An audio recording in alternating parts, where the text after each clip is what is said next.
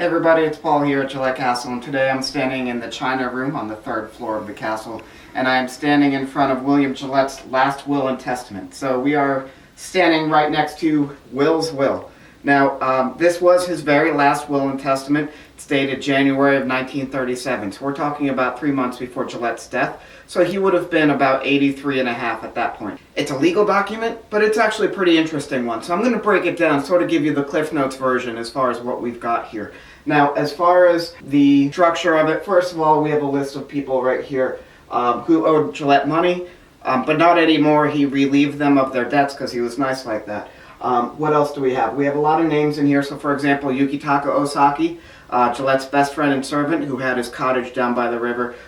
From over here all the way through to the end of the second page here, William Gillette gives very clear instructions as far as Osaki being able to keep his cottage and his farmland that he had down by the river. Gillette made sure there was no mistake about what rightfully belonged to Osaki. Now, Gillette died in 1937. Osaki didn't die until 1942, and he actually lived out the rest of his life in that cottage.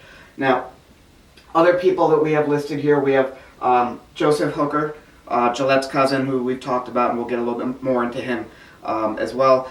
We have a couple nieces in here, Florence Nichols and Elizabeth Ives Gillette. Those were both the daughters of Gillette's brother Edward.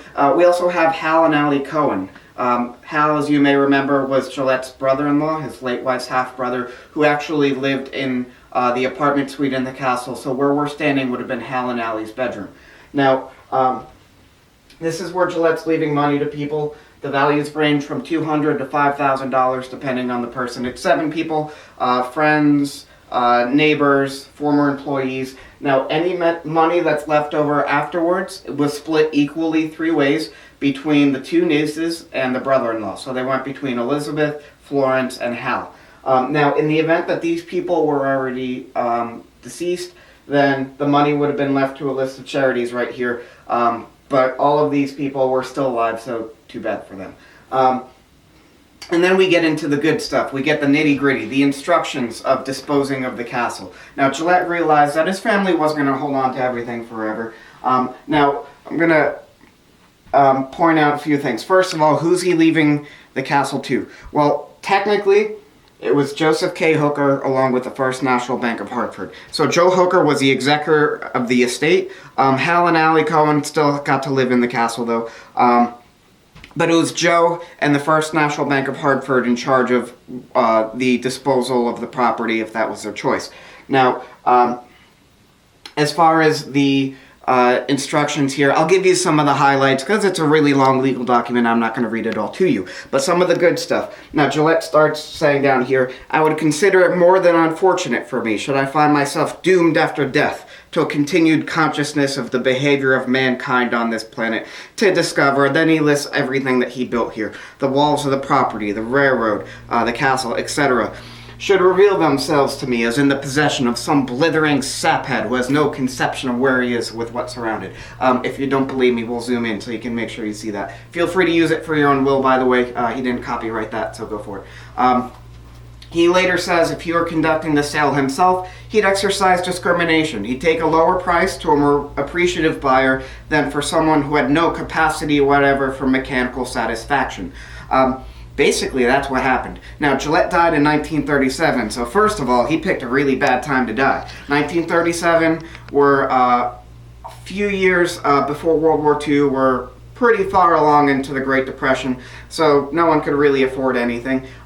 So the family couldn't really afford the upkeep, and they wanted to get rid of this place. The problem is that no one really wanted to buy it. Now, they actually put the castle to auction in 1938.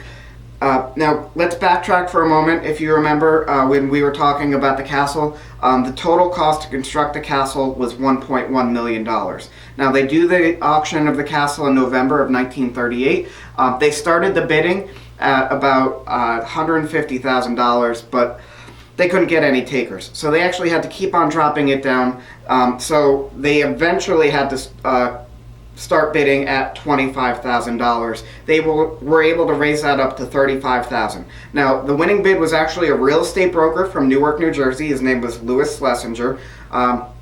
So Joe Hooker, Carlos Holcomb, who was from the First National Bank of Hartford, they go up to Mr. Schlesinger after the auction. They go to shake his hand, take his picture. They say, "Congratulations, you have the winning bid," and we reject it. They did not know if they could trust him or if they could trust any of the people that he might sell the land to. They thought there was a possibility that any of them could be blithering sapheads. So they actually rejected his bid, and then they held out. So that was 1938. Now fast forward to 1943. The state of Connecticut realized this place was still up for sale. Originally, the state just wanted to buy the land. They weren't quite sure about buying the entire castle because of everything that goes along with it.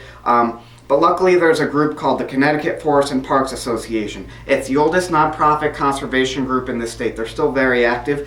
They did a lot of lobbying, and they convinced the state of Connecticut to buy the property. Now, the problem is we're talking about the World War II era, so there wasn't much public funding available.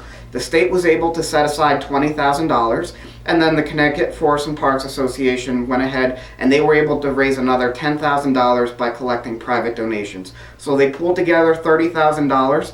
They offered it to Gillette's family. The family said, "Great, enjoy." So that was 1943, and then October of 1944 is when the castle first opened to the public as a museum in State Park. So it was a really quick turnaround. We're talking 6 years from Gillette's death to when the state bought the property. And just because they got this place for a steal in 1943, that doesn't mean they haven't put anything into it since then, because they certainly have. The restoration that we've been referring to from 1999 to 2002, that project alone cost $11.5 million.